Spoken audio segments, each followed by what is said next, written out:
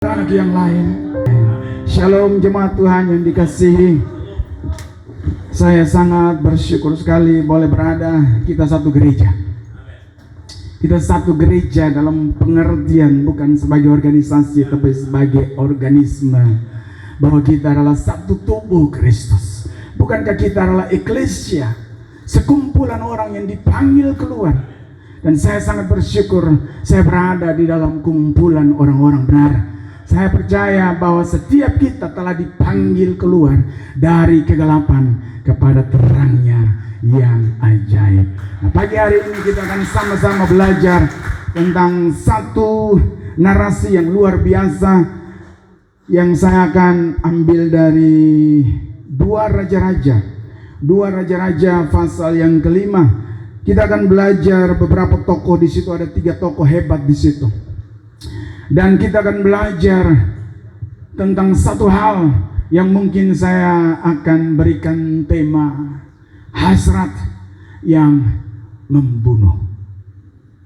Jadi kita jangan berpikir bahwa kita hanya bisa dibunuh oleh barang-barang yang tajam. Kita bukan hanya sekedar bisa dibunuh oleh benda-benda, oleh senjata-senjata tajam. Tapi satu hal yang mau saya tanamkan, yang Tuhan rindukan atas setiap kita untuk mengerti dan memahami secara benar, bahwa hati-hati kita harus berawas-awas atas setiap hasrat yang timbul, atas setiap keinginan yang timbul, atas setiap kehendak yang timbul dari dalam diri kita. Kita boleh bebas memainkan hasrat, kita boleh bebas memainkan keinginan yang timbul, yang kita timbulkan, yang kita gairahkan dari dalam tubuh kita. Tapi saya mau bilang satu hal, bahwa rindu, hasrat, keinginan itu akan membawa saudara hidup di dalam 2 alam, kutuk atau berkat. Rindu yang kita mainkan akan bisa sangat mungkin membunuh kita. Bukan tidak mungkin. Ini yang harus diwaspadai. Oke, mungkin kita berpikir, kita berkata bahwa kita orang percaya. Tapi saya mau bilang satu hal, bahwa iman kita, percaya kita, itu harus berjalan sejajar dengan kerinduan akan Tuhan. Iman dan percaya kita harus bisa berjalan equal, sejajar dengan hasrat dan gairah kita. Sebab adalah sebuah kebohongan besar kalau kita berkata kita percaya akan Tuhan, sementara hasrat kita berikan buat dunia. Adalah sebuah kebohongan besar kita berkata kita orang-orang beriman, sementara kita lebih merindukan dunia daripada merindukan Tuhan. Periksa, perhatikan kerinduan, hasrat, keinginan model apa yang kita mainkan tiap-tiap hari, mulai dari sesaat sebelum kita bangun tidur. Periksa ini baik-baik. Atau mungkin pada waktu malam sebelum kita terlelap dalam tidur, kita sedang memainkan satu hasrat yang jahat di mata Tuhan, yang akan kita eksekusikan pada esok harinya. Kita perhatikan, mari kita cermati. Sebab kerinduan adalah cerminan dari percaya kita kepada Dia. Kerinduan, hasrat, keinginan kita adalah cerminan dari iman kita kepada Dia. Amin. Oleh sebab itu, ini satu topik yang saya rasa mari kita perlu pikirkan secara cermat dan tajam. Sebab setiap hari kita membuat keputusan, dan keputusan itu tidak jadi secara otomatis. Kita bikin keputusan tiap-tiap hari mulai dari bangun tidur. Kita dihadapkan dengan pilihan-pilihan, dan pilihan dan keputusan-keputusan itu digerakkan oleh keinginan kita. Amin. Kita akan baca satu kisah yang luar biasa dari 2 raja-raja pasal yang kelima. Ini tentang seorang Naaman yang disembuhkan. Ya. Kita akan baca beberapa ayat ya sebagai pokok pikiran kita. Kita tidak akan menghabiskan banyak waktu untuk membaca. Kita akan membaca beberapa bagian firman Tuhan yang penting. Ya. Ini kisahnya, narasinya ini tentang Naaman yang disembuhkan. Ya, kita tahu bahwa Naaman adalah seorang panglima tentara Aram. Dan di ayat 1 dari pasal yang kelima dikatakan bahwa oleh karena Naaman Allah memberikan kemenangan kepada bangsa Aram. Tapi ada sebuah masalah yang terjadi di dalam dirinya, yang terjadi atas hidupnya, bahwa dia adalah seorang panglima tentara Aram yang perkasa, yang hebat, yang terpandang, yang begitu luar biasa. Tapi ada satu keadaan yang menghinggapi tubuh jasmaninya, bahwa dia menderita penyakit kusta. Bahwa dia menderita penyakit kusta. Dia sudah berusaha mungkin mencari pertolongan, pengobatan karena dia adalah orang terpandang. Dia mencari mungkin pengobatan di seluruh negeri, tapi dia tidak mendapati yang namanya kesembuhan. Sampai suatu ketika dia mendapat informasi, mendapat berita daripada seorang anak perempuan, gadis perempuan kecil yang tinggal di rumah mereka, bahwa kalau Naaman pergi dan menjumpai seorang nabi di Samaria, maka Allah akan mengerjakan pemulihan atas tubuhnya. Allah akan mengadakan mujizat kesembuhan atas dirinya. Singkat cerita, kita akan temukan di ayat yang ke-9 tentang Naaman. Kita akan bacakan ayat yang ke-9. Ayat yang ke-9 berkata bahwa kemudian datanglah Naaman dengan kudanya dan keretanya, lalu berhenti di depan pintu rumah Elisa. Apa yang bikin dia sampai mau datang?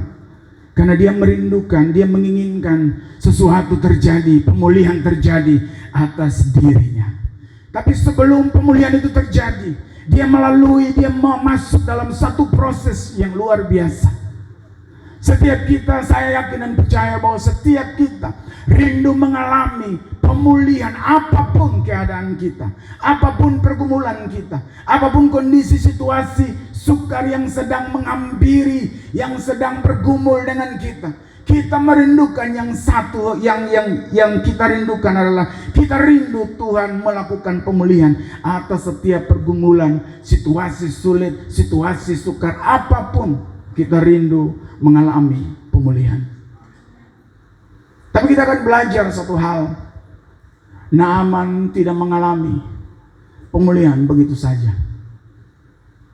Dia dihantar oleh kerinduan yang begitu luar biasa untuk mengalami pemulihan. Rindu itu, hasrat itu yang buat dia tiba di depan rumah daripada si Elisa. Ayat yang ke-10 berkata, Elisa menyuruh seorang suruhan kepadanya mengatakan, pergilah mandi 7 kali dalam sungai Yordan, maka tubuhmu akan pulih kembali sehingga engkau menjadi tahir. Ini di luar daripada ekspektasinya dia. Ini di luar daripada apa yang dia harapkan. Seorang yang terpandang di negerinya, sudah jauh-jauh dia datang menghampiri Elisa. Dia sebelumnya mungkin berpikir, paling tidak saya yang terpandang ini, paling tidak saya yang memiliki kedudukan tinggi ini akan mengalami penerimaan yang pantas sesuai dengan kedudukan jabatan yang saya punyai. Tapi apa yang dia dapati? Elisa pun tidak keluar. Elisa tidak menjemput dia. Elisa enggan mungkin untuk bertemu dengan dia. Elisa hanya menyuruh seorang suruhan bujannya untuk bertemu dengan dia. Cuman segitu. Dia mendapati penerimaan yang mungkin saya bilang sebuah penerimaan yang tidak pantas. Kita pun sering mengalami satu kondisi yang seperti dialami oleh Naaman. Bahwa dalam banyak hal kita mengharapkan orang menaruh nilai tinggi atas predikat yang kita sandang. Kita sering mengharapkan orang menaruh nilai tinggi atas diri kita. Sebab kita punya nilai yang pantas dihargai sesuai dengan nilai yang kita miliki. Seringkali kita mengharapkan seperti itu. Tapi fakta selalu berkata, kita tidak mengharapkan sering kita tidak mendapatkan seperti yang kita inginkan. Ini juga yang dialami oleh Naaman. Jauh-jauh dia datang. Dia mungkin berpikir paling tidak ya, si Elisa ini dia keluar, lalu mungkin dia bla bla bla, lalu mungkin saya mengalami pemulihan. Paling tidak Elisa keluar dan bikin sesuatu atas diriku, jauh dari yang dia harapkan. Bahkan untuk mengharapkan Elisa keluar, itu pun tidak terjadi. Ada sebuah penghinaan, seolah-olah seperti itu. Kesan bahwa dia begitu dihina, dia begitu tidak dianggap, dia begitu tidak dinilai, tidak ada respect yang pantas buat dia. Dia tidak mengalami penerimaan yang pantas pada waktu itu. Ayat selanjutnya, ayat yang ke-11. Tetapi pergilah Naaman dengan apa? Sama-sama kita katakan. Dengan apa? 3, 2, 1. Gusar.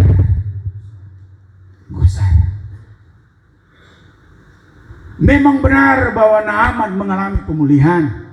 Memang benar bahwa Naaman mengalami pentahiran. Mujizat terjadi melalui Elisa. Allah berkenan menyembuhkan dia. Tapi yang tadi saya katakan bahwa dia melewati satu proses dan dia hampir saja terjebak dalam proses itu. Dia hampir saja memainkan hasrat keinginan yang salah. Dia hampir saja memainkan rasa gusar.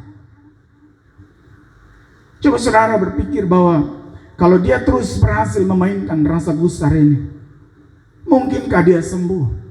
Mungkinkah dia akan pergi menenggelamkan dirinya ke sungai Yordan? Tidak mungkin. Sudah tidak mendapat penerimaan yang pantas. Seringkali kita begitu. Saya mau bilang bahwa jangan pernah mainkan rasa gusar dalam keluargamu. Karena rasa gusar itu bukan saja hanya akan membunuhmu, tapi akan membunuh orang-orang di sekitarmu. Rasa gusar akan membatalkan mungkin rencana Tuhan yang mau dia limpahi atas diri saudara dan saya. Perhatikan keinginan apa yang mau kita mainkan tiap hari. Bahwa Naaman hampir saja terjebak di dalam rasa gusarnya. Dia hampir tergurung dalam rasa gusar itu. Hampir saja. Kita lihat selanjutnya. Tapi pergilah Naaman dengan gusar sambil berkata, aku sangka. Nah itu yang tadi. Aku sangka bahwa setidak-tidaknya si Elisa ini, mungkin ini Elisa ini mungkin ada otak rote mangkali ini. Ya. Ini betul tahu ini Elisa kira-kira Naaman bohong begitu. Ini Elisa ini di pun tata krama di mana? Botong kalau budaya timur sini kan orang kalau sampai di sana jangan cuman jangankan dia ada di depan pintu, dia masih ada di jalan. Kalau potong sudah beli, woi bro, dari jauh-jauh. Nah ini sonde, apalagi dia orang terpandang. Ia datang keluar dan berdiri. Dia pikir, aku sangka bahwa setidak-tidaknya Elisa datang keluar dan berdiri memanggil nama Tuhan Allahnya, lalu menggerakkan tangannya di atas tempat penyakit itu. Dan dengan demikian menyembuhkan penyakit kustanya. Dia pikir begitu. Dia pikir seperti itu. Gusar. Ayat yang ke-13. Tetapi pegawainya datang mendekat serta berkata, Bapak, seandainya kalau itu Nabi suruh bikin yang lebih susah dari itu demi kesembuhan, pasti Bapak bikin toh. Nah ini cuma hanya bikin sama kita celup, naik turun. Masa Bapak sudah mau?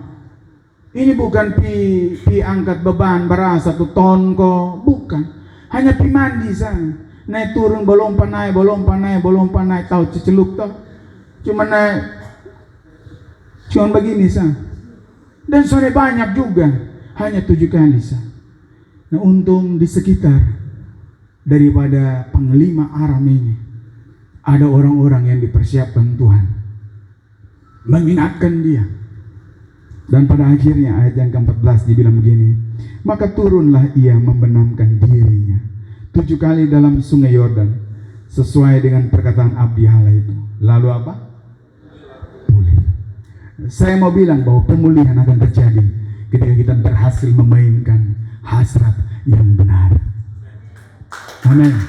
Berkat atau kutuk tergantung dari seberapa pintar cerdasnya kita dalam dimensi rohani memainkan hasrat, rindu, kehendak, keinginan kita. Satu hal yang saya mau bilang bagi setiap orang percaya di tempat ini pagi hari ini, saya rindu setiap kita mengerti, jangan sampai rindu akan dunia membunuh rindu kita akan Tuhan. Tapi harus terjadi sebaliknya, bahwa rindu akan Dia, rindu akan Yesus Kristus harus, tidak bisa tidak, harus membunuh rasa rindu kita akan dunia. Ini tidak bisa tidak, jangan dibolak-balik. Sebab tadi saya bilang bahwa kutuk atau berkat tergantung dari seberapa cerdasnya kita memainkan hasrat keinginan kita tiap-tiap hari.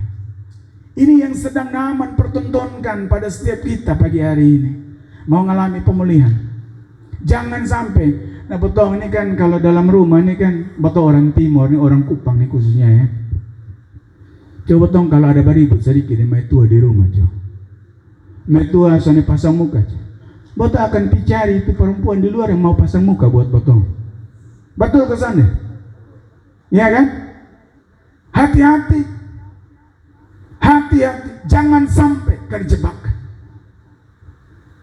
Potong kalau ada batas salah sedikit di rumah, coba lihat. Kalau dia bisa keluar rumah, apa yang biar umumnya ibu-ibu bikin? Atau apa yang umumnya bapak-bapak bikin? Kalau ada bakalai sedikit, ada salah omong sedikit, lalu domba tersinggung, apa yang pasangan buat? Kalau di sana bisa buat, di sana bisa bikin sesuatu di luar, di sana bisa jalan keluar karena mungkin doi sana ada mungkin. Di rumah dibikin apa? Seharian dia bilang begini, lebih baik beli TikTok daripada beli sama itu muka. Hati-hati. Gadget salah tidak? Gadget tidak salah. Tapi ketika kita memainkan hasrat kita, gadget bisa membunuh intimasi kita.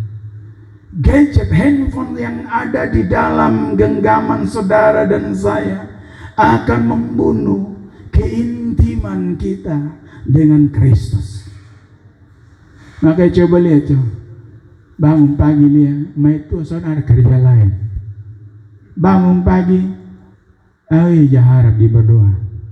Dipegang cari duluan, buka Alkitab, dicari duluan apa? Handphone. Dipegang apa? Bikin status. Dipegang apa? Lihat IG, komen, ketawa sendiri di situ. Coba lihat. Sepele kelihatannya. Sepele. Tapi yang sepele ini sering membunuh rohani kita. Yang sepele yang sering kali kita abaikan justru sering mencederai iman kita. Sadarkah kita? Sadarkah kita? Saya tahu bahwa setiap kita memiliki pergumulan. Satu hal yang pasti juga bahwa saya tidak tahu apa yang sedang saudara gumulkan. Tapi satu hal, jangan pernah coba-coba. Jangan pernah coba-coba timbulkan hasrat yang salah di hadapan Tuhan. Kita akan lihat satu tokoh lagi. Nah kalau itu tuh kan ada keturunan Rote. Kalau ini satu, ini memang orang Rote. Dia bernama To'o Gehazi. Ya. Ini beta berani omongkan baju orang Rote. Lebih bukan hanya mencederai bapak mama yang orang Rote di sini, tapi juga sedang mencederai bepung sendiri. Jadi apa tahu patong berimbang. Ya, kita akan lihat satu tokoh lagi yang namanya Gehazi. Ya, Gehazi satu hal yang satu tokoh yang luar biasa, fenomenal sekali. Tapi kita akan belajar satu hal yang luar biasa. lewat karakteristik yang dimainkan oleh tokoh yang bernama Gehazi. Kita lihat ayat yang ke-20.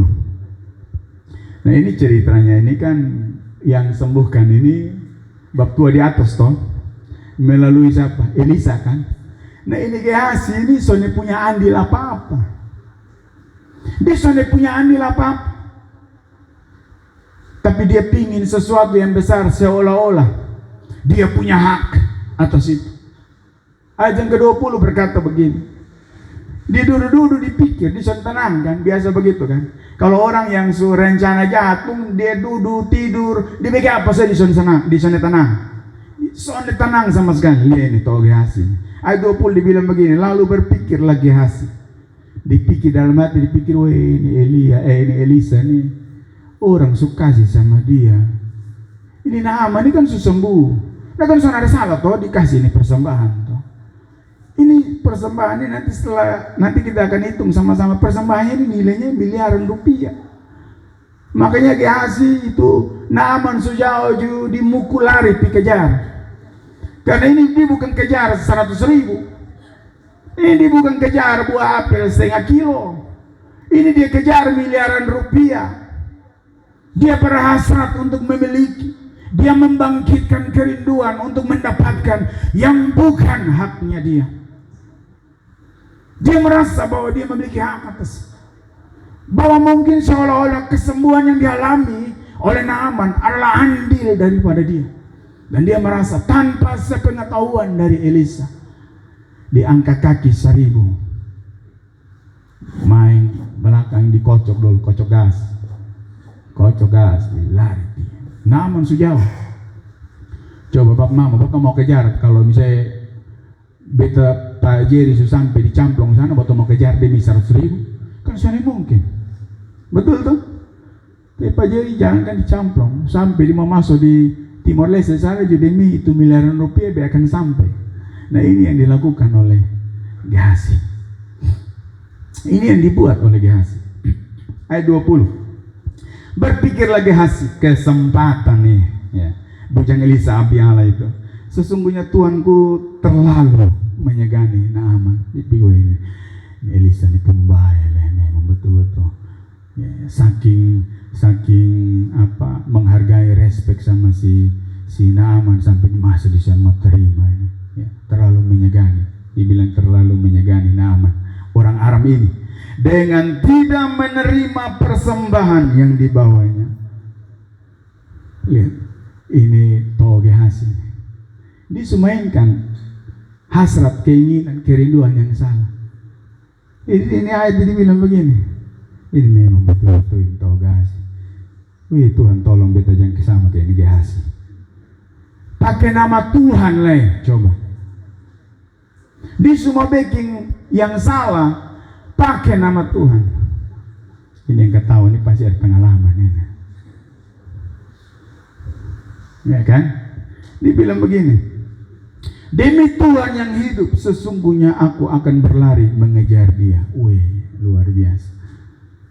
Dan akan apa? Menerima sesuatu daripadanya. Luar biasa. Ayat yang ke-21. Lalu Gehazi mengejar Naaman dari belakang. Ketika Naaman melihat ada orang berlari-lari mengejarnya, turunlah ia dengan segera dari atas kereta dan mendapatkan dia dan berkata, "Selamat, salam," kira-kira begitu. Wih, ini Gehazi juga bilang, "Salam Bapak."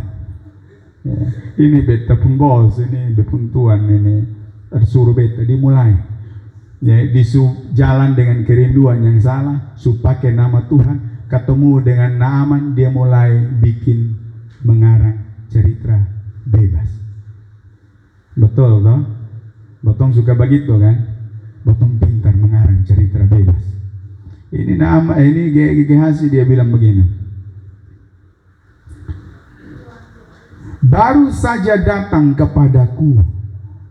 Ini dia bilang begini, ini ke Naaman, "Bapak, ini beta lari capek-capek sampai ngos-ngosan begini nih karena bepung bos si Elisa suruh sampai beta waktu Bapak kembali belakang. Nah ini ada dua orang muda dari pegunungan Efraim, dari antara rombongan Nabi.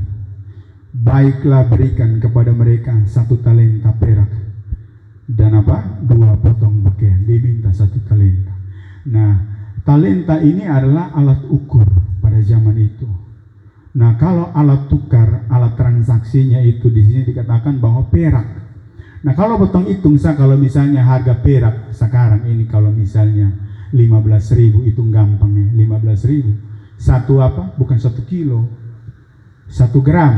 Nah, 1 talenta itu sekitar 35-40 kilo. 30-an 40 kilo. Coba 15.000 kali 1 gram kali 1 kilo itu berapa gram? 1.000 kan? Artinya kalau 1 kilo itu ada berapa? 15 juta. Nah, kali itu kalau potong bikin lebih sedikit ya, bikin lebih sedikit supaya memang ini GHS ini merasa betul-betul betul hakimi dia.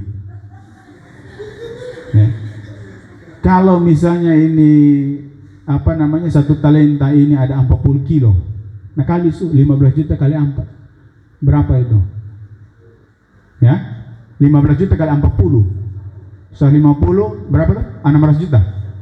600 juta. Nah, dia minta 1 talenta, Naaman kasih sama dia berapa? 2 talenta. Kalau 600 juta, 1 talenta, 2 talenta jadi berapa? 1,2 M. Kok karena di sana lari lidah matlolok, ikut sana aman. Betul tak? Wih, dia bangkitkan dia punya kerinduan. Luar biasa. 1,2 M ini kapan tempo lah. Ya kan? Di berdoa, tante dipikir di berdoa begini. Besok kira-kira ada yang datang, banyak orang ke penagi kusta datang. Ya kan? Ya. Mari kita lanjut. Ayat yang ke-23. Naaman berkata, silakan ambil 2 talenta. Diminta 1 talenta, Naaman kasih dia 2 talenta. Naaman mendesak dia dan membungkus berapa talenta? 2 talenta perak dalam 2 pundi-pundi dan 2 potong pakaian. Lalu memberikan kepada 2 bujangnya. Mereka itu mengangkut semua di depan Gehazi. Ayat 24, setelah mereka sampai ke bukit, disambutnya lah dari tangan mereka. Disambut babai. Disimpannya di rumahnya dan disuruh kedua orang itu pergi. Maka pergilah mereka.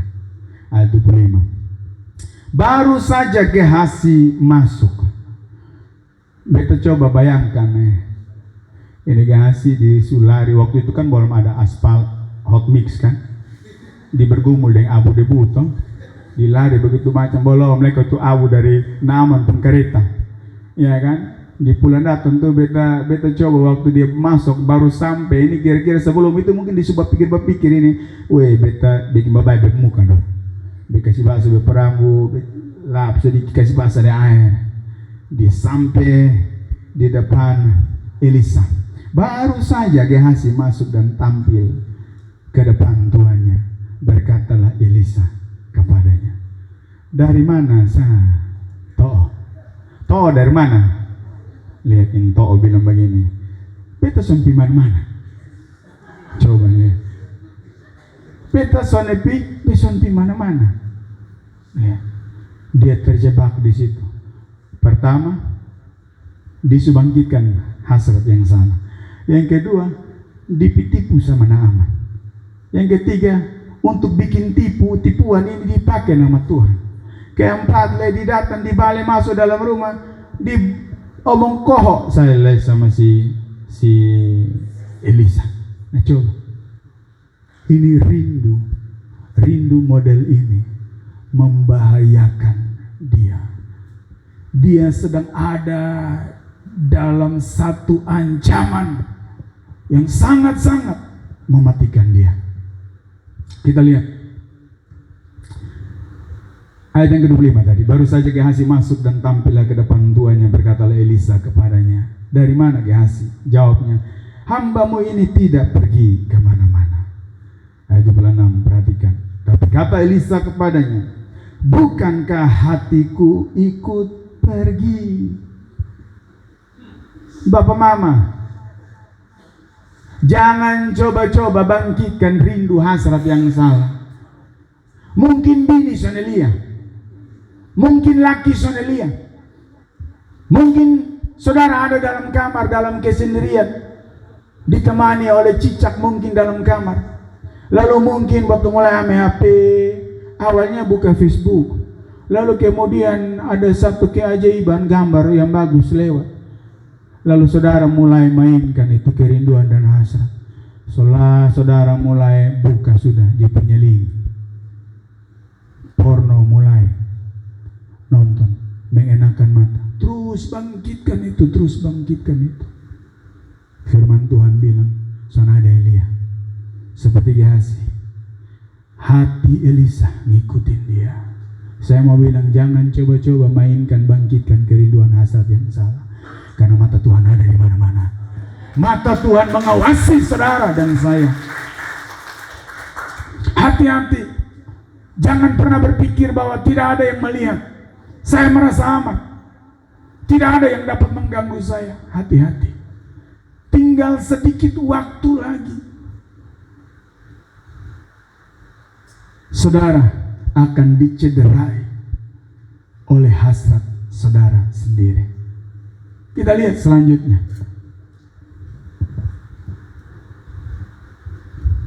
Bukankah hatiku ikut pergi ketika orang itu turun dari atas keretanya mendapatkan engkau? Maka sekarang engkau telah menerima perak, dan dengan itu dapat memperoleh kebun zaitun, kebun anggur, kambing domba. Jadi kaya. Ayat 27. Tetapi apa? Penyakit kusta Naaman akan melekat kepadamu dan kepada anak-anak cucumu. Kapan? 3 hari? 1 minggu? 1 tahun? Selama-lamanya. Berkat atau kutuk tergantung dari cara kita memainkan kerinduan kita. Hati-hati. Berkat atau kutuk sangat-sangat tergantung dari cara kita memainkan kerinduan hasrat kita. Ya. Ini hati-hati sekali saudara. Sebab kita tahu bahwa 2 Timotius 3 berkata bahwa akan datang masa yang sukar. Ini bukan akan datang. Dia pakai bentuknya itu present sekarang. Masa yang sukar itu sedang berhadapan-hadapan dengan kita. Kita lihat sekarang kita terjebak, semua kita sedang terjebak dalam situasi yang sangat-sangat sukar. Kita dihimpit dengan himpitan yang begitu kuat, sampai bikin kita seringkali sesak napas. Keuangan kita sesak napas, keluarga kita sesak napas. Kita dikelilingi oleh orang-orang yang hidupnya hanya untuk diri kita sendiri. Dan kita sering dirangsang untuk memainkan rindu hasrat yang salah. Saudara coba pikir, kejadian waktu muncul COVID pertama kali. Bukan karena masker itu sulit dijumpai, tapi ada orang-orang yang memainkan hasrat untuk keakuan mereka sendiri, untuk kepentingan mereka sendiri. Mereka ambil semua, disimpan dalam gudang, tunggu waktu, dan mereka akan memperoleh keuntungan yang luar biasa seperti yang dibuat oleh Gehazi. Dalam keadaan seperti itu, mungkin sekali kita akan memainkan, membangkitkan hasrat yang salah. Saya contohkan sederhana begini, bahwa katakanlah di Kupang ini mengalami kesulitan pangan, sampai keluarga saudara sulit sekali mendapatkan makanan, dan ini berlangsung cukup lama. Apa yang mungkin timbul dalam benak saudara? Ingin ngambil yang bukan hak saudara, kan? Kita seringkali akan timbul dalam pikiran, dalam benak kita, untuk merampas sesuatu yang bukan milik kita. Jadi saya mau bilang, sesulit apapun, seberat pergumulan, seberat apapun pergumulan saudara dan saya, mari kita tetap berdiri dan memainkan kerinduan yang benar akan Tuhan. Jangan berikan rindu kita kepada dunia dalam keadaan apapun. Tadi lagu bilang, dia akan pulihkan, dia akan pulihkan, hanya tinggal tunggu waktu. Mungkin seringkali kita berpikir, kenapa sering terjadi penundaan dalam hidupku? Kenapa sering terjadi Tuhan bikin delay, bukan saja pesawat yang delay, tapi semua kemungkinan baik, kesempatan baik seolah-olah ditunda oleh Tuhan. Tuhan hanya sedang mau melihat kualitas kerinduan yang kita mainkan tiap-tiap hari. Tuhan mau kita belajar satu hal, yaitu percaya. Jadi kalau ada sesuatu, mungkin saudara yang sedang duduk di ruangan ini, mari periksa bagian mana yang mungkin sedang mengalami ketertundaan dalam hidup saudara dan saya. Nah, dalam situasi itu, mari tetap pertahankan hasrat yang benar hanya kepada Dia. Sebab saya mau bilang, bukan tanpa alasan, bahwa akar dari segala kejahatan itu dimulai dari Kejadian pasal yang ketiga, kejatuhan manusia di Taman Eden. Itu karena Hawa salah memainkan hasratnya dia. Dia ingin menjadi seperti Allah, padahal sudah diperintahkan, tapi dia terperangkap oleh hasrat yang salah. Dia terperangkap oleh keakuan yang salah. Saudara, kalau kasih makan bini anak di rumah, hasil dari korupsi, hasil dari menjara milik orang, bukan hanya saja mendatangkan kutuk buat saudara, tapi saudara juga sedang mencederai keluarga, istri, anak, seisi rumah saudara. Amin.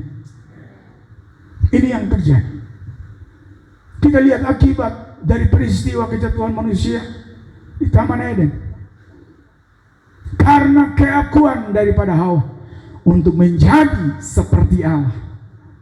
Bukan hanya saja membunuh mereka, bukan hanya saja membunuh Adam dan Hawa, tapi membunuh semua generasi di bawah mereka.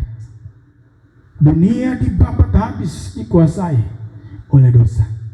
Coba lihat, jangan sepelekan hasrat yang salah. Sederhana, tapi dampaknya sangat-sangat besar. Kenapa seolah-olah saudara tidak melihat Tuhan kerjakan sesuatu mungkin dalam pekerjaan saudara? Kenapa seolah-olah saudara melihat Tuhan tidak melakukan sesuatu anak-anak, masa depan saudara, masa depan anak-anak, keluarga saudara, bisnis pekerjaan saudara? Kenapa 10 tahun yang lalu kita masih ada di titik yang sama dengan hari ini? Cuma satu hal Tuhan mau perhatikan, hasrat apa yang sedang saudara dan saya bangkitkan, mainkan tiap-tiap hari.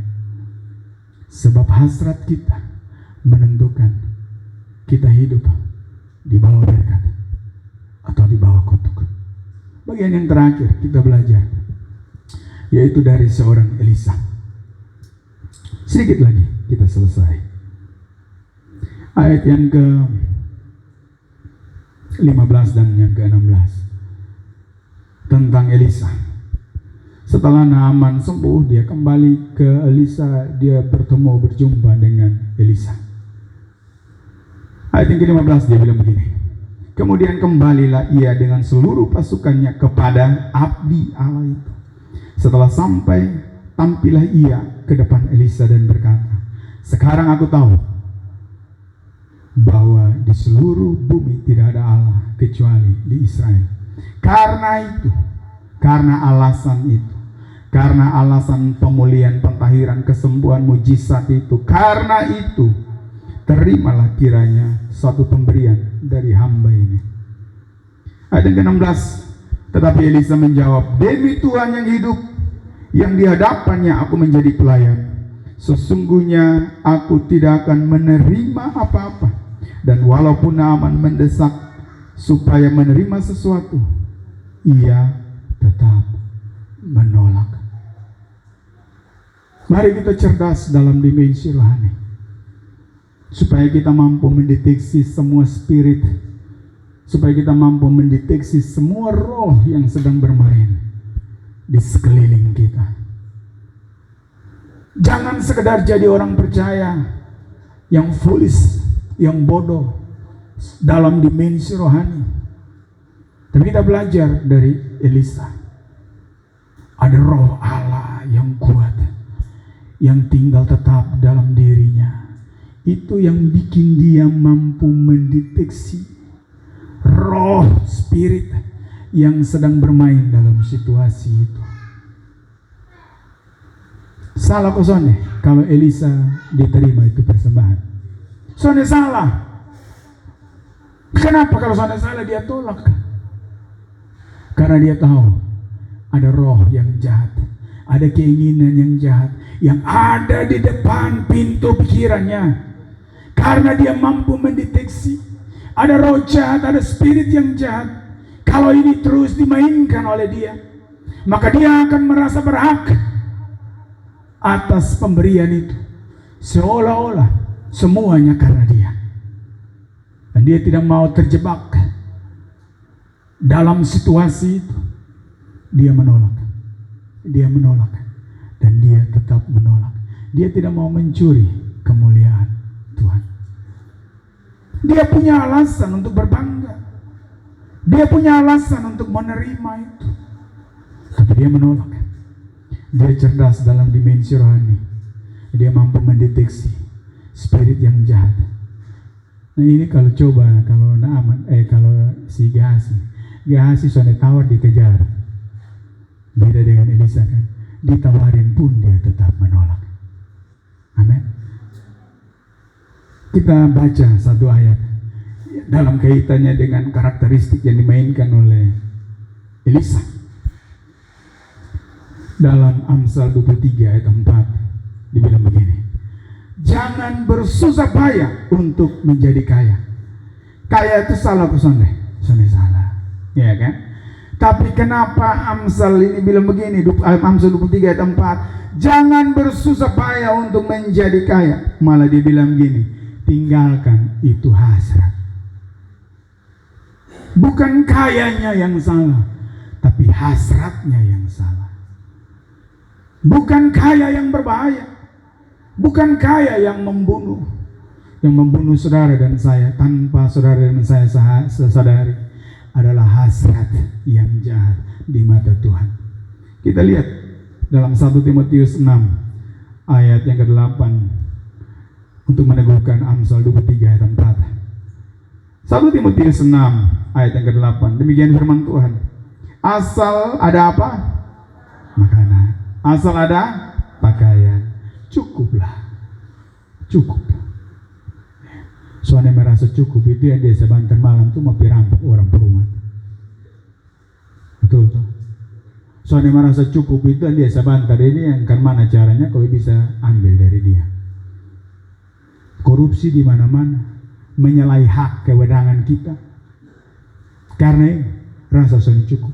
Nah rasa ini harus ditekan. Jangan dibangkitkan. Amin ya.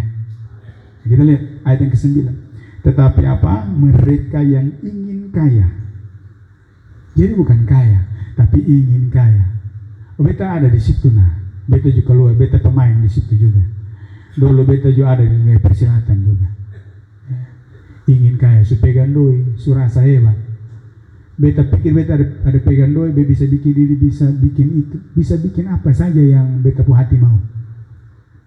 Lalu kemudian beta pu hati bersinergi dengan beta doi. Dua bersepakat.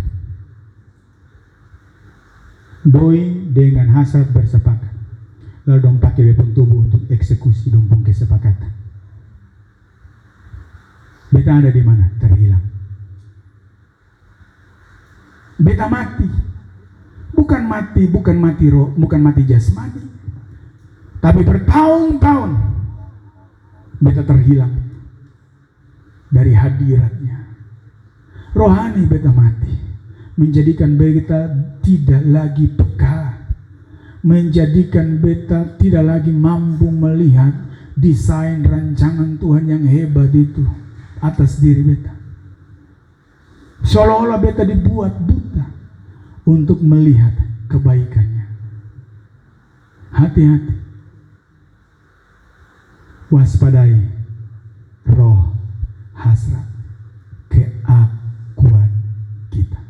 Karena akar dari segala kejahatan, firman Tuhan bilang memang benar, cinta akan uang. Tapi cinta akan uang ini ada kata cinta di situ kan? Nah, ini hasrat.